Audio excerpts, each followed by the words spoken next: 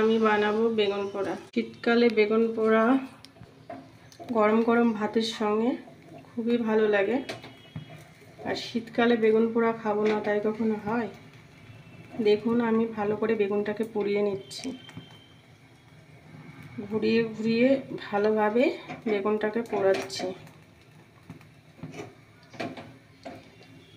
বেগুনটাকে সুন্দর করে পুড়িয়ে আমি বেগুন পোড়াটা লাভিয়ে নেব। ঠান্ডা জলের ভিতরে এটাকে আমি ভিজিয়ে নেব, সুন্দর করে ছাড়িয়ে নেব। দেখুন কত সুন্দর বেগুন পোড়াটা হয়েছে। পেঁয়াজ কুচি, শুকনো লঙ্কা আর দেব ধনেপাতা কুচি। এইবার দিয়ে দেবো একটু অল্প করে একটু চিনি। যাদের বেগুনে মুখ চুলকায় বা বেগুন মাখাতে গেলে হাত চুলকায় তাদের জন্য চিনিটা দেওয়া দরকার। এবার দিয়ে দেব পরিমাণ মতো লবণ।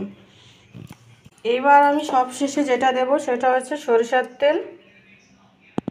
সরিষার তেল দিয়ে দিলাম। এবার লঙ্কাটাকে ভালো করে আমি গুঁড়ো করে নিলাম। এবার ভালো করে বেগুনটাকে ভালো করে মাখাবো। কত সুন্দর বেগুনটা মাখিয়ে নিলাম। মাখানো হয়ে গেছে, রেডি আমার বেগুন পোড়া। এবার আমি একটা পাত্রে ঢেলে নেব।